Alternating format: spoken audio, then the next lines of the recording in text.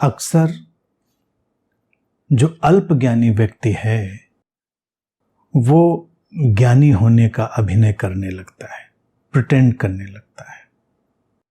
ये एक बहुत बड़ी समस्या है कि कोई व्यक्ति जिसको अभी बहुत कम जानकारी है, बहुत कम ज्ञान है, और वो दावेदारी करने लगे, वो जीवन के गहरे सत्यों पर प्रवचन देने लगे, बहस करने लगे, तो स्थिति बड़ी खतरनाक हो जाती है, घातक भी हो जाती है। और अक्सर ऐसे लोग बड़े कट्टर होते हैं, बड़े जड़ होते हैं, उनको समझाना भी बड़ा कठिन होता है। ये एक फिनोमेना है, ये मनोरोग नहीं है, व्यक्ति के भीतर उतर गई एक कॉम्प्लेक्सिटी है, एक जटिलता है। जैसे मनोरोग इस अर्थ में उसको कह सकते हैं कि मन की जटिलता है, लेकिन मनोरोग उस अर्थ में नहीं है कि व्यक्ति कुछ और भी चीज़ें ऐसी कर रहा होगा जो उसको मनोरोगी की श्रेणी में डालती हैं, जैसे बाइपोलर डिसऑर्डर हो उसको, या स्किज़ोफ्रेनिया हो, या इस तरह की चीज़ हो, वैसा नहीं होगा। लेकिन फिर भी वो बड़े जोश में और बड़े कॉन्फिडेंस में रहेगा, बड़े आत्मबल में रहेगा, जैसे उसको सब पता है। और आजकल सोशल मीडिया की एज में ये बीमारी और ख़तरनाक हो गई है। जब लोग सोशल मीडिया के तमाम प्लेटफॉर्म्स पे चलती हुई अधकचरी जानकारी को पढ़ते हैं, उसमें भरोसा करते हैं, फिर दूसरों को सुनाते हैं, फिर उस पर बहस करते हैं और उलझ के रह जाते हैं। समय अपना भी व्यर्थ करते हैं, दूसरों का भी व्यर्थ करते हैं। इस पर अतीत में 2 मनोवैज्ञानिकों ने अध्ययन किया था, ड्यूनिंग और क्रूगर। तो उनके नाम पर इसे ड्यूनिंग क्रूगर इफेक्ट भी कहते हैं। ड्यूनिंग क्रूगर इफेक्ट अपने अल्प ज्ञान को अधिक ज्ञान समझने की गलतफहमी, अपनी अक्षमता को क्षमता समझने की गलतफहमी। कई लोग इसके शिकार होते हैं। जैसे कल्पना करो कि किसी को अपने को बड़ा गायक समझने का मुगालता है, और वो अपना आकलन कभी करता नहीं कि क्या सचमुच में उसकी आवाज़ कर्णप्रिय है, क्या सचमुच में उसको गाना आता है, या सचमुच में गाने की अभिरुचि भी है उसको। वो गाता चला जाता है, लोग भी मुस्कुरा देते हैं, लोग झूठी प्रशंसा भी कर देते हैं। लोगों को क्या है, कोई कह रहा है कि मैं बहुत महान गायक हूँ, लोगों कहते हाँ ना, बहुत अच्छा गाया। लेकिन जो सचमुच में गायक होता है वो पीछे लौटकर अपनी आवाज़ का आकलन करता है और उसकी कमियां समझ पाता है। हर प्रतिभाशाली व्यक्ति अपनी कमी को समझता है और उसको दूर करता है, इसीलिए वो प्रतिभाशाली होता है, सफल होता है। लेकिन जो गैर प्रतिभाशाली लोग हैं उन्हीं पर यह ड्यूनिंग क्रूगर इफेक्ट लगता है। वो कमियां नज़रअंदाज करते हैं, वो देखना ही नहीं चाहते, वो अपनी उस अल्प समझ को, अल्प ज्ञान को ही परिपूर्ण समझते हैं। उनको लगता है यही है जो मैंने जाना है, यही सब कुछ है। और अक्सर इसमें देखा जाएगा कि ऐसे लोग बात करते समय बहुत दावेदारी से बात करेंगे। 100% जो मैं कह रहा हूं ये 100% सच है, ये 100% सच है, ये जो मैंने देखा था 100% सही था, हमने सपना देखा था, हमें कोई इमेज दिखाई दी थी, हमें कोई विजन दिखाई दिया था, 100% सच था। हमने इस स्थिति को देखकर जो समझा है वो 100% सही है। वो ऐसी दावेदारी से बोलते हैं लोग। तो इनको अगर पहचानना हो समाज में तो एक ये तरीका जो है उनकी बोलचाल में अगर दिख जाए तो समझ लेना चाहिए ड्यूनिंग क्रूगर इफेक्ट से ग्रस्त होने वाले हैं। कैसे कोई 100% दावेदारी कर सकता है? थोड़ी गुंजाइश छोड़ी जा सकती है। हमने जो समझा है वो पूरा नहीं हो सकता है, और किसी एक बात को समझने के लिए 1000 पहलू देखने पड़ते हैं। एक विषय को जानने के लिए हमको अनेक विषयों को जानना पड़ता है, अध्ययन करना पड़ता है, मनन चिंतन विमर्श करना पड़ता है, प्रयास करने पड़ते हैं, अथक श्रम करना पड़ता है, तब जाके किसी ज्ञान में परिपक्वता आती है। लेकिन बस सोशल मीडिया पर फॉरवर्ड हुए किसी मैसेज को पढ़कर ही कोई ज्ञानी हो जाए, 4 किताबें पढ़कर ही कोई ज्ञानी हो जाए, तो ये खतरनाक स्थिति है। तो इस 100% वाली बात को जब भी सुनाई दे जाए सावधान हो जाना चाहिए। और स्वयं भी अगर कभी हम ऐसी बात बोलें तो अपने को रोक लेना चाहिए। जो हम देखते हैं वो सच कहाँ है, उसमें बहुत पहलू हो सकते हैं, बहुत पहलू हो सकते हैं। जैसे हम मैजिक शो देखें तो मैजिशियन अपनी हाथ की सफाई से क्या क्या हमको दिखा देता है, हमको तो वही दिखता है। और हम कहें 100% उसने हाथी गायब कर दिया था, 100% हाथी वहां था और गायब हो गया हाथी।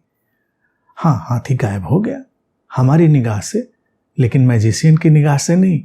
उसने जो किया वो जानता है। इस संसार में भी तमाम हाथ की सफाइयां हैं, उस पर सावधान रहना चाहिए। संत दरियादास ने एक बात कही थी कि आंखों कानों सुना सो झूठ सब, आंखों देखा साच, दरिया देखे जानिए क्या कंचन क्या कांच। और मैं अक्सर इस बात पर कहता हूं कि ये अधूरा वक्तव्य है। दरियादास जी भोले भाले इंसान रहे होंगे और उनके आसपास भी लोग बड़े भोले भाले मान्यता वाले रहे होंगे, तब ऐसी बातें आ जाती हैं कि जो आंखों से देखा है वो सच है। आंखों से देखा भी सच कहाँ है? कानों सुना भी झूठ हो सकता है, आंखों देखा भी झूठ हो सकता है। दरिया देखे जानिए क्या कंचन क्या कांच, नहीं जान सकते इतनी आसानी से। कंचन कांच चलो फिर भी सामने आ जाए, लेकिन असली सोना नकली सोना पहचानने के लिए भी हमको उपकरण चाहिए होते हैं। आंख से नहीं पता चलता। असली हीरा नकली हीरा पहचानने के लिए भी हमको विशेष उपकरण चाहिए होते हैं। एकदम से हमको कहाँ पता चल जाता है कि ये असली है नकली है? बिल्कुल ही ऐसा डिफरेंस हो तब तो हम जानते हैं, लेकिन अगर कोई नकल करने पर ही उतारू हो तो कहाँ पता चलता है? कितने बाजार में प्रोडक्ट चलते हैं जिनके नकली प्रोडक्ट चलते हैं, आम अगल बगल उनको रख दीजिए तो पहचानना मुश्किल हो जाएगा क्या असली है और क्या नकली। तो देखने भर से भी कुछ सच नहीं हो जाता। कई बार हम जो देखते हैं वो भी हमारे देखने का छलावा हो सकता है या हमारा दृष्टिकोण हो सकता है। हम ऐसा देखना चाहते हैं, शायद हम इसीलिए ऐसा देख रहे हैं। हम जो सुन रहे हैं शायद हम वैसा सुनना चाहते हैं, इसीलिए वैसा सुन रहे हैं। अगर इस ड्यूनिंग क्रूगर इफेक्ट से बचना है कि अपने अल्प ज्ञान के मुगालते से व्यक्ति बाहर आए, तो उसको बड़ी विनम्रता चाहिए। हमेशा स्पेस छोड़ना चाहिए, गुंजाइश छोड़नी चाहिए कि ऐसा भी हो सकता है। और हमेशा ये जोड़ देना चाहिए कि ऐसा जैसा कि मैं अभी तक जानता हूं। हो सकता है ज्ञान विकसित हो जाए। विज्ञान क्यों विकसित होता रहता है? विज्ञान प्रश्न खड़े करता रहता है अपनी पुरानी चीज़ों पर, फिर प्रश्न खड़े करता है, फिर धीरे धीरे गहरी स्पष्टता की तरफ बढ़ता चला जाता है। धार्मिक किताबें और धार्मिक लोग भी इन्हीं बातों में उलझ के रह जाते हैं कि ये जो कह दिया इसी को सच मान लो पूरा का पूरा। उस पर बहस मत करो, उस पर प्रश्न मत खड़े करो, उसको एक्सप्लोर मत करो, उसको जांचो मत, परखो मत। ऐसे थोड़ा ही होता है। ज्ञान को तो हमें हर कोण से जांचना परखना चाहिए। और संसार में कितना भी बड़ा कोई ज्ञानी हो, उसकी महानता इसी बात में है कि वो अपने ज्ञान पर थोड़ा संकोच से भरे, क्योंकि जानने की तो अनंत संभावनाएं हैं और कह पाने की, अभिव्यक्त कर पाने की अनंत संभावनाएं हैं। तो जितना गहरा ज्ञान से भरा व्यक्ति होता है उतना ही विनयशील हो जाता है, संकोच से भर जाता है कि हो सकता है मेरा ज्ञान पूरा ना हो, और भी पहलू हो सकते हैं। और जितना अल्प ज्ञानी व्यक्ति होगा उतना ही वो कहेगा बिल्कुल यही है, 100% यही है, जो मैं जान रहा हूं वही सच है। अधिकांश मनुष्य ऐसी खतरनाक स्थिति में फंसकर अपने जीवन को समाप्त कर लेते हैं, क्योंकि तब वो अपने भीतर प्रतिभा को खिलने का मौका नहीं देते। प्रतिभा खिलेगी ही तब ना जब उसको हम मौका देंगे, अवसर देंगे। और उसके लिए विनयशीलता, ह्यूमिलिटी बहुत आवश्यक है। और जीवन में एक बात हमेशा ध्यान रखें, कोई भी वक्तव्य दें, कोई भी बात कह रहे हों, उसको हमेशा एब्सोल्यूट ब्लैक एंड वाइट में मत बोलें। थोड़ा हाशिया छोड़ दें। हाशिया अगर छोड़ देंगे तो सुधार की गुंजाइश हमेशा रहेगी। जैसे कागज पर कुछ लिखते हैं और हाशिया छोड़ देते हैं तो कभी कुछ गलत हो जाए तो सुधारा जा सके। ये आवश्यक है। जब हम मोह से ग्रस्त होते हैं तो मित्र हमको दुनिया का सबसे अच्छा इंसान लगता है, और जब हम शत्रुभाव से भरते हैं तो वही मित्र हमको दुनिया का सबसे खराब इंसान लगता है। तो इस पर प्रसिद्ध कूटनीतिज्ञ लेखक मैकियावेली ने भी बड़ी सुंदर बात कही थी। उन्होंने कहा था कि अपने मित्र से भी ऐसा व्यवहार मत करो या ऐसी बातें उसको मत बताओ कि जब कभी ऐसी घड़ी आए कि वो शत्रु बन जाए तो उन बातों और उन व्यवहार से मुश्किल हो जाए।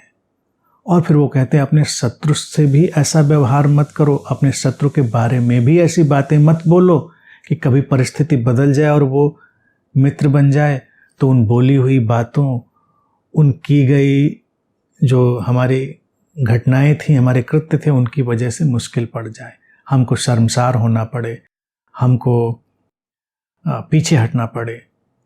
हम सीधी साफ जिंदगी जीना चाहते हैं तो थोड़े हाशिए बचा के रखें, ब्लैक एंड वाइट में किसी भी चीज को ना रखें।